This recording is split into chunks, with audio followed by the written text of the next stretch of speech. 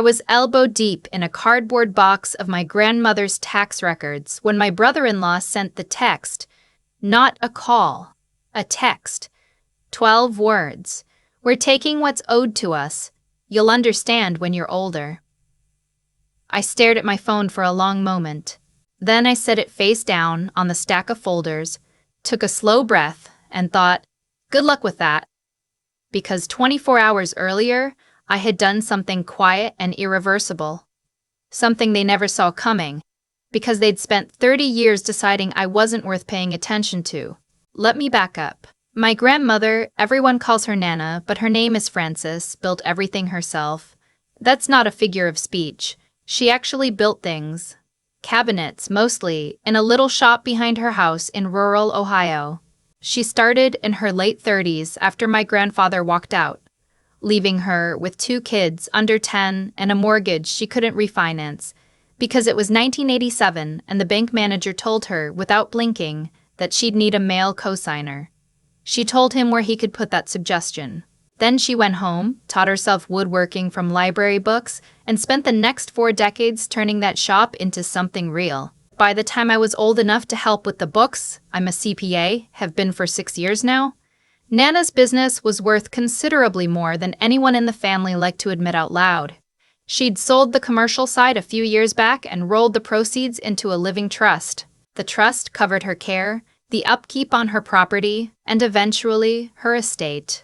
She'd set it up carefully, with a lawyer she trusted, and she'd made me the co-trustee. Not my mother, not my brother-in-law. Me. I think that decision is what started everything. My sister married her husband.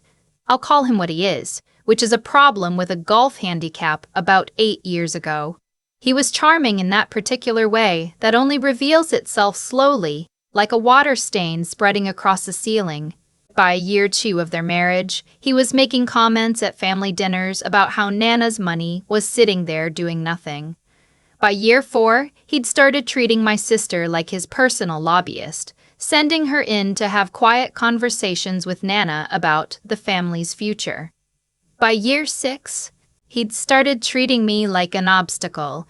My sister, I love her, I do, but she has always found it easier to believe the person she sleeps next to than the one she grew up with, started to change around the same time.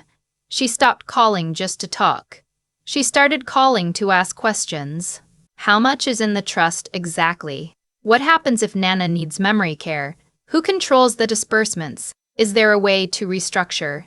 I answered what I could. I deflected what I had to. And I watched. The thing about being the quiet one in a family is that everyone forgets you're paying attention. About 14 months ago, I noticed something I wasn't supposed to notice. I was at Nana's house helping her sort through some mail. She gets a lot of it still, catalogs mostly, and some financial statements she likes me to look over even though everything is automatic now. And I saw a printout on her kitchen table. It was from a real estate website, properties in Scottsdale, high-end ones, the kind that have resort-style living in the description and a 0 at the end of the price that makes your stomach tighten. I didn't say anything. I took a photo of it on my phone when Nana was in the other room. Then I went home and I started watching more carefully. Over the next few months, I noticed other things. My brother-in-law had started calling Nana directly, which he'd never done before. My sister mentioned, casually, in a tone that was trying to sound casual, that they were thinking about a change of scenery. There was a conversation at Thanksgiving, the last one we all had together, where my brother-in-law talked for about 40 minutes about asset protection, offshore accounts, and how a lot of smart people were moving to places with more favorable tax environments. He looked at me the whole time he said it, not at Nana, at me. I think he wanted to see if I'd flinch. I didn't. What I did instead, starting in January, was methodical. I reviewed every account associated with the trust. I documented the current balances, the asset allocations, the property valuations, everything. I had 2 conversations with Nana's attorney that I didn't mention to anyone. And I began the process of restructuring certain aspects of the trust that were, at the time, more vulnerable than I'd realized. Joint account linkages that made sense when they were set up a decade ago and made significantly less sense now. It took 3 months. A lot of paperwork. A lot of phone calls I made from my car in parking lots so nobody could hear. The final piece fell into place on a Thursday afternoon in March. I remember because I was sitting in my car outside a Panera Bread, and I got the confirmation email, and I just sat there for a minute looking at it. Everything was where it needed to be. Everything was protected. I went inside and ordered a soup I didn't finish because I was too relieved to be hungry. That was 2 weeks before the text. The Friday before they left, my sister called me. She was warm, warmer than she'd been in months, and she asked if I wanted to come over for dinner that weekend. I said I was busy. She said she'd been thinking about how we didn't spend enough time together. I said I'd been thinking the same thing. She asked very lightly, like it was an afterthought, whether Nana seemed okay to me lately, whether I thought she might be getting confused sometimes. She's sharp, I said. She beat me at cribbage last week. Silence? Right, my sister said. That's good. We hung up. I sat with the phone in my hand for a while after. The thing I haven't told you yet. The thing that made all of this so much harder than just a legal and financial problem is that I grew up wanting my sister to be my best friend. We shared a room until I was 12.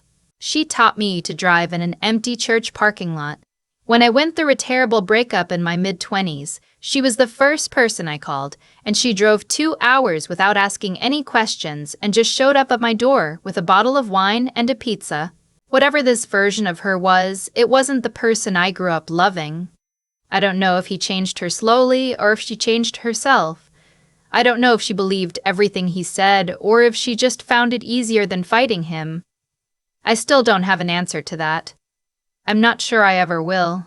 What I know is that on a Tuesday morning in early April, my phone lit up with that text and I understood immediately what it meant. They'd gone. I called Nana before I called anyone else. She answered on the second ring, which means she was probably already awake and doing the crossword, which she does every morning in pen because pencils are, in her words, for people who aren't committed. Did you know they were leaving? I asked her. A pause. I had a feeling, she said. Your brother-in-law stopped by last week? He was very interested in the filing cabinet in my office. What did you tell him? I told him it was locked, she said, and then I made him a cup of coffee and talked about the weather until he left. I laughed. I didn't mean to, but I did. You okay? I asked her. I'm fine, she said. Are you okay? That's Nana. I spent that morning going through everything again, just to be certain. The accounts were exactly as I'd left them 2 weeks earlier.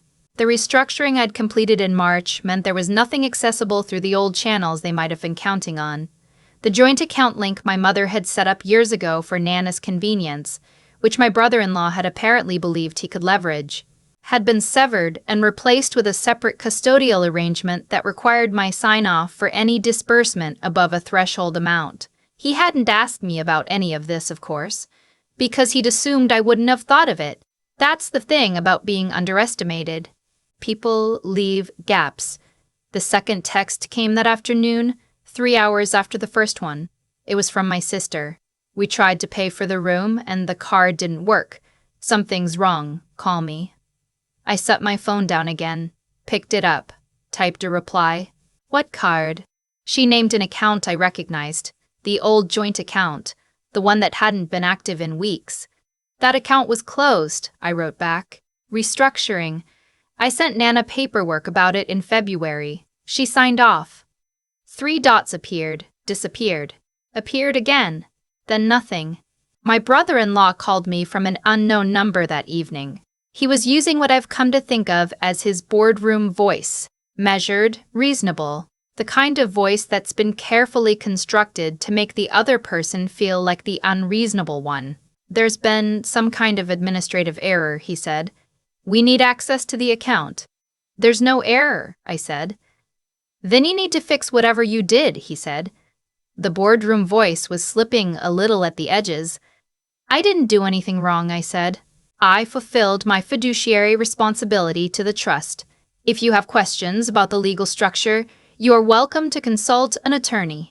You know what you did, he said. I do, I said. And so does Nana's lawyer. And so does mine. He hung up. My sister called an hour later. That call was harder. She wasn't using his voice. She was using her own, the one I recognized, the one that made everything so much more complicated. She sounded tired and a little scared, and when she said my name, it was in the way she used to say it when we were kids, and she needed me to cover for her. "What did you do?" she asked. "I protected the trust," I said. "That's what I was named co-trustee to do. You could have talked to us. I watched you plan this for over a year," I said. "What was there to talk about?" Silence. "You were going to drain it," I said. "I don't know if that was his idea or yours or both, but you were going to take money that belongs to Nana and leave her here without it." "It's family money," she said. "It's supposed to go to all of us eventually." "Eventually," I said. "Not now, not while she's alive, not without her consent." "She would have been fine." "You don't know that," I said. "And more importantly, she didn't consent to it. That's what a trust is. It's not a family ATM. There are rules. I follow them." Another long silence. "So what happens now?" she said finally. "Now you figure out how to pay for your hotel room," I said. "And then I guess you come home." I'm not proud of how flat my voice was when I said that, but I'm not going to pretend it wasn't flat.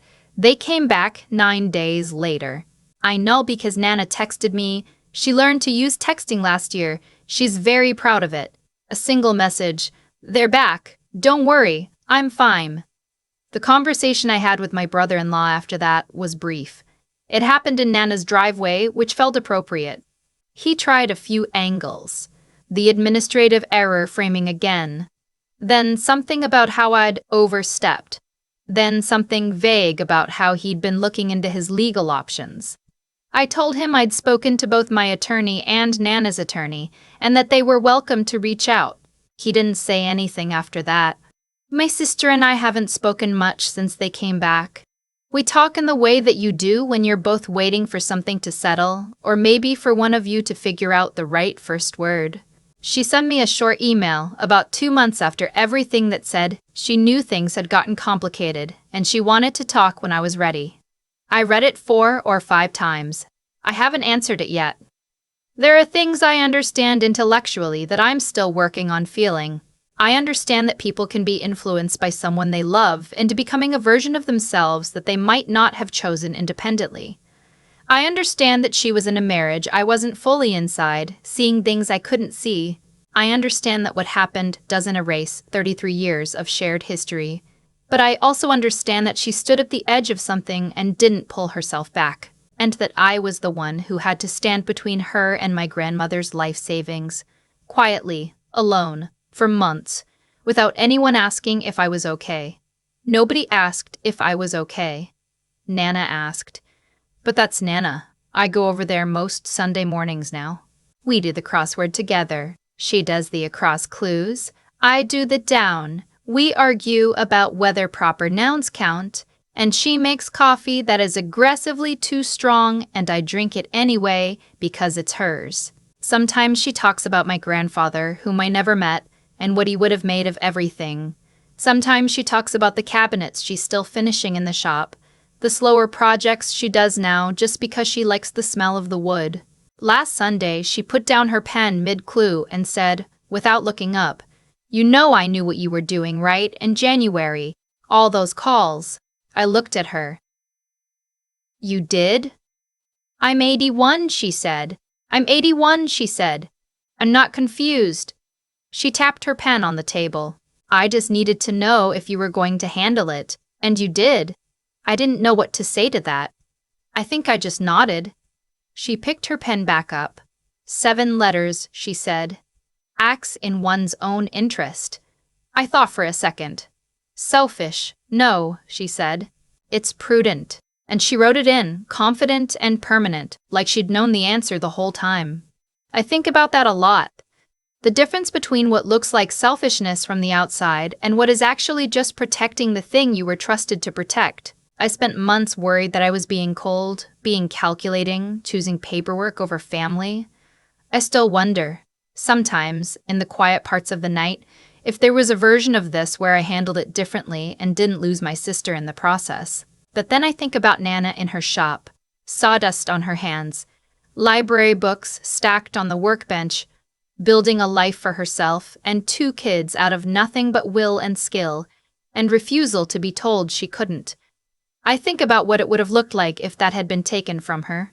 If she'd woken up one morning to discover that the security she'd spent decades building had been quietly drained by people who thought they were owed it.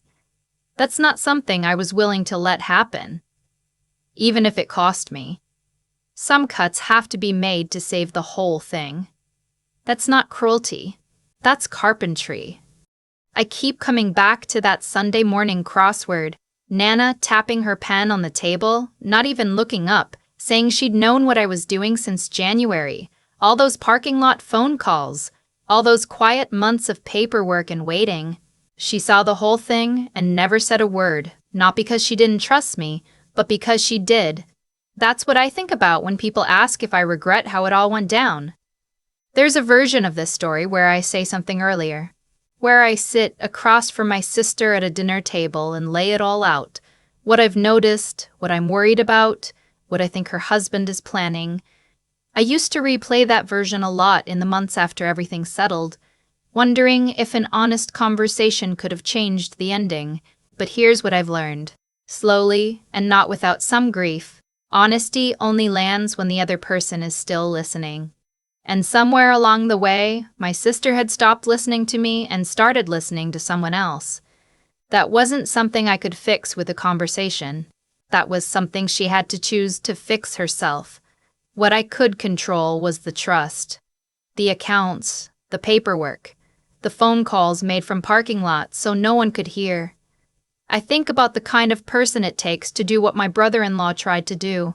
Not a monster, exactly. That would almost be easier.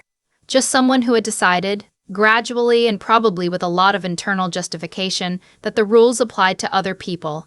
That the money an 81-year-old woman spent 40 years building was close enough to his that the distinction didn't really matter.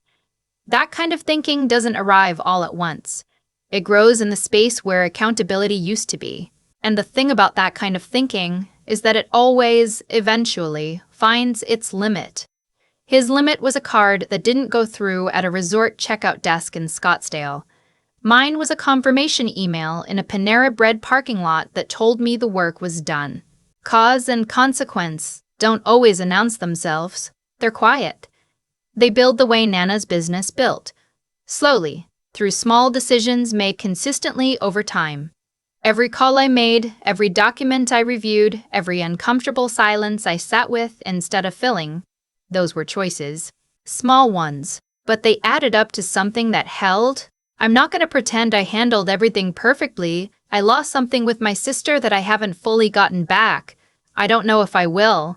That's a real cost, and I feel it. But I also know that doing the right thing and doing the comfortable thing are rarely the same thing, and I made peace with that somewhere around month 2 of the process, sitting in my car with a stack of trust documents and a cold cup of coffee. Nana built her life on that same understanding. She didn't have a co-signer. She didn't have permission. She had library books and will, and the refusal to believe that the hard thing was the wrong thing. She passed something on to me that isn't in any account or any document. It's the understanding that integrity isn't a feeling. It's a practice. You do it even when no one is watching, especially then. The crossword answer was prudent. 7 letters. I think that's the one I'll keep.